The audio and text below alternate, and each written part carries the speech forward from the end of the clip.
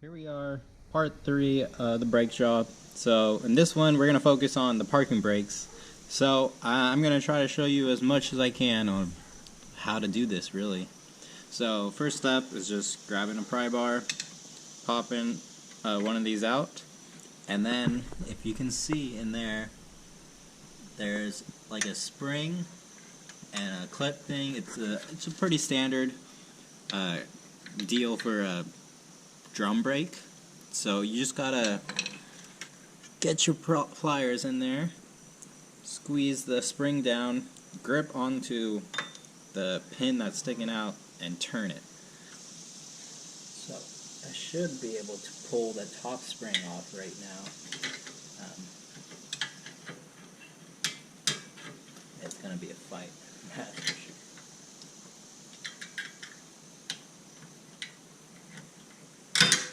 Got it. Yep, so I already took this side off, that's why I'm struggling to get enough room to get to this side. Once you have room to get to the other side, you just gotta push down and twist, and you gotta make sure one of them stays still.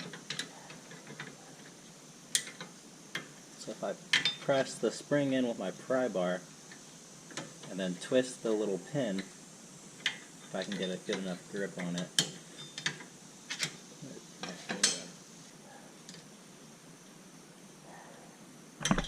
There we go.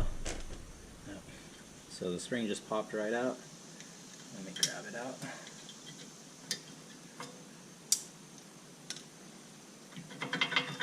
Okay. So now, so there's the two pins with the spring and head. That goes into the pins. Once you get those off, you have the top spring.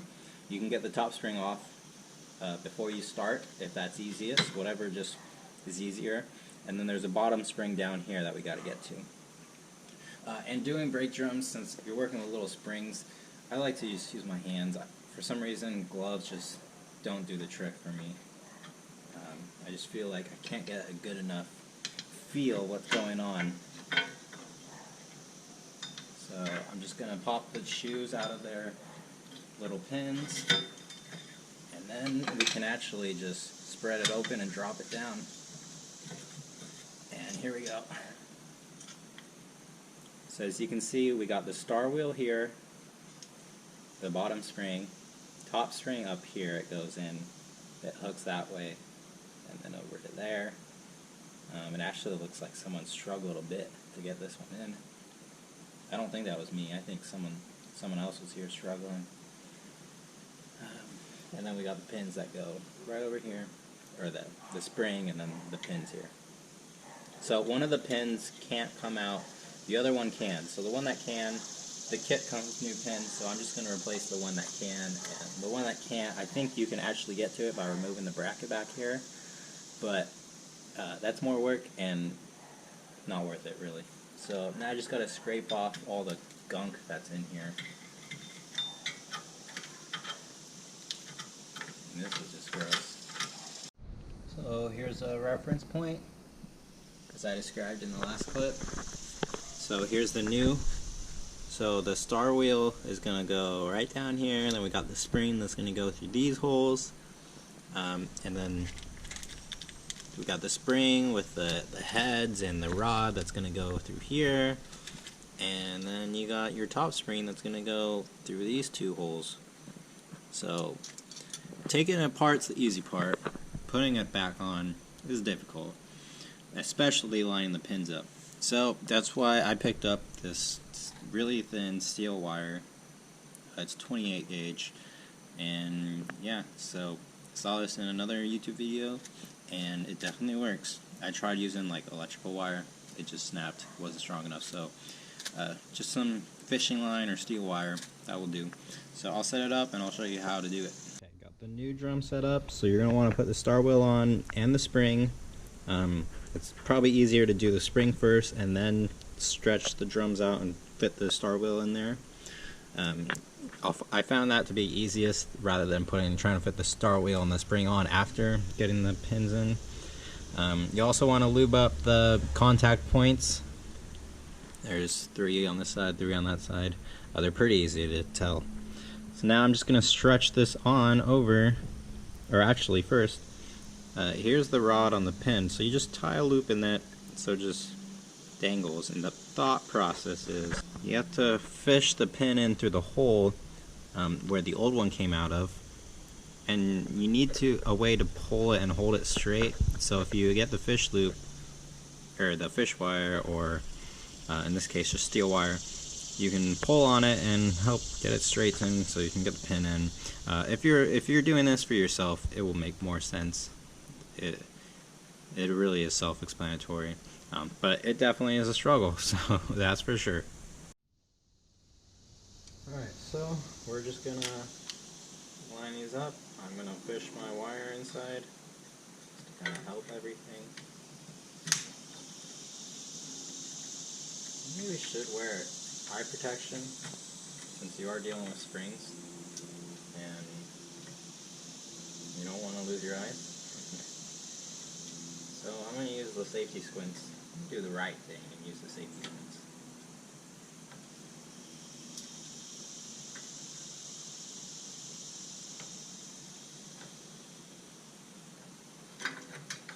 Alright, and then you just gotta pull it up into position.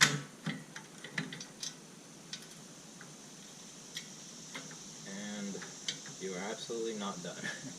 It is not that easy. Yeah.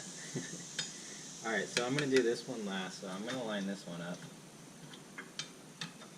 So I'm just going to have to fish the wire, or the pin, into the hole of the brake drum first. The parking brake. Actually, this is a brake shoe. Alright, so that side's in. So I'm just trying to get the little pin that we stuck our fishing line onto to go right into the hole. It'll make everything easier. Oh, it looks like this one came out. Alright, so I'll just go back into the wire. And as you see, now I'm putting the fishing line back through the hole of the brake shoe. So you can just spread the shoes on, get them into place, and then line up the pin. You don't need to line up the pins first. Okay. So then at this point, you should have the pins inside of the holes. The star wheel and spring down there should be connected. So now is the fun part. Mosquito.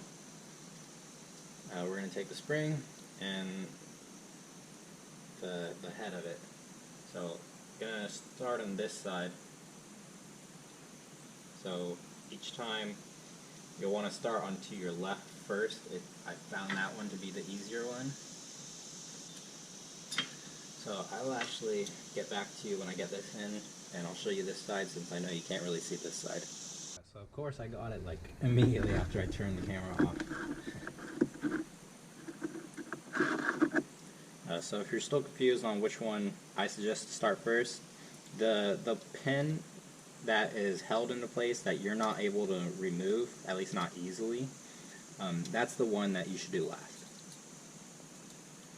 At least that's how I found it to be best. Okay, so it's in there, now I just gotta line it up with the pin.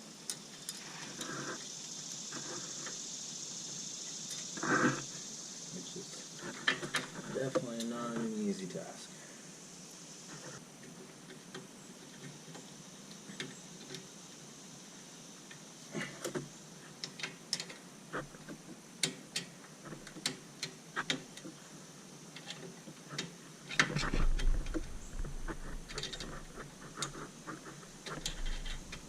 There we go. You see there, I pressed down with the, oh, it doesn't turn all the way. It's like halfway. I pressed down with the pry bar and got it to straighten out. metal on my finger. I should have vacuumed first. Alright, and then you can just grip onto the wire and just yank it out. It's okay to leave a little bit in there. It's never going to do any harm. You just don't want a lot where it's touching the brake shoe. That's when you could have some problems. Alright, so now we got it lined up. We got to line up the metal thing that's up here. You can also replace that. I found, I actually didn't know how. I'm thinking the brake cable might be like rusted solid onto it. So I just kind of skipped that step. And if you have a good eye, you could tell my old brake pads weren't bad at all. None of the springs were broken. So I'm guessing it's the cable got seized up. Maybe where the split joint is, where it wires out. Oh, I keep hitting. I'm thinking that's what happened, and so I'm just going to need to spray a lot of penetrating fluid and break that rust seal on it, which is doable. So I'm not expecting the parking brake to actually work after this. It's going to need a few more steps. So last step is the top spring. So you want to get the left side in first.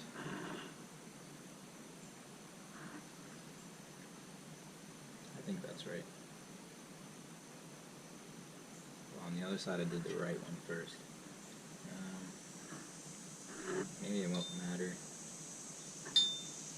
Although, to do the spring, it's going to be tough because you have to put the spring, you're going to have to extend them a lot and go under a lot of tension. So I made this custom screwdriver so I can slot, I just cut a slot in to fit on the spring and push it out.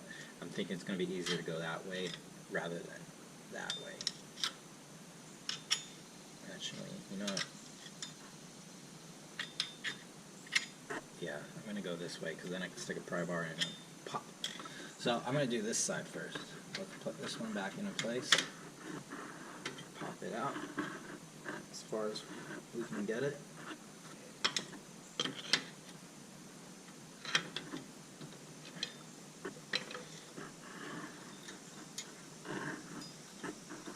So you gotta just pop the first one in. You're gonna have to persuade it a little bit.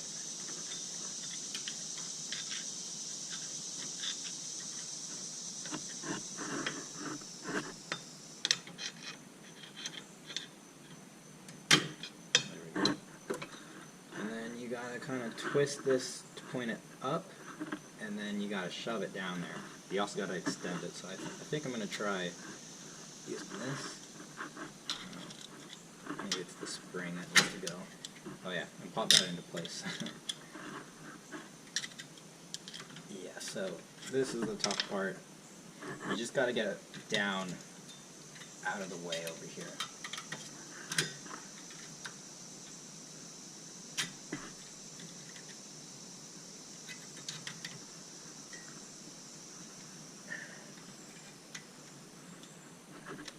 Let me open this one up so I have a spot to work on it.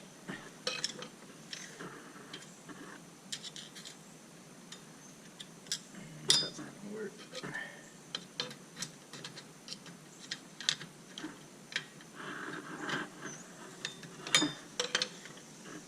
Did it with pliers.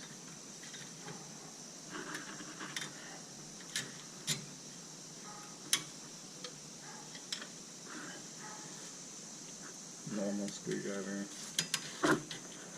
Yeah.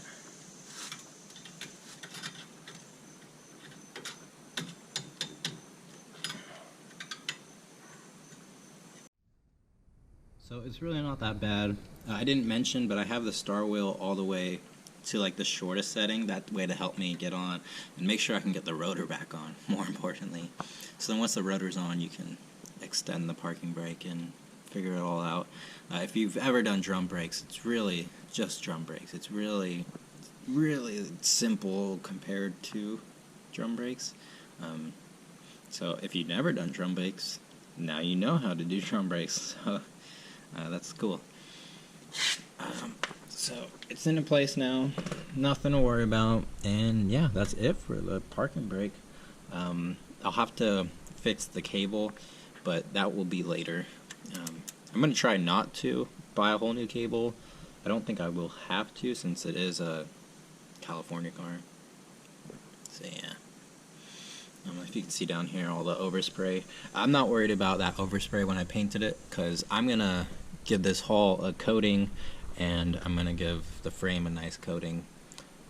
Eventually the plan is a frame off resto, but that's going to be down the line. We got one body mount here that's cracking. So yeah. But I mean, all the other body mounts look pretty good. This car really is in decent condition for what it is. Alright, I gotta charge my camera so I can make the next part of this brake series. But that's gonna be it for this one. If you notice the brake lines are off, it's because that's what's in the next one, and the rotors, and yeah. So I'll see you in the next one. Thank you for watching.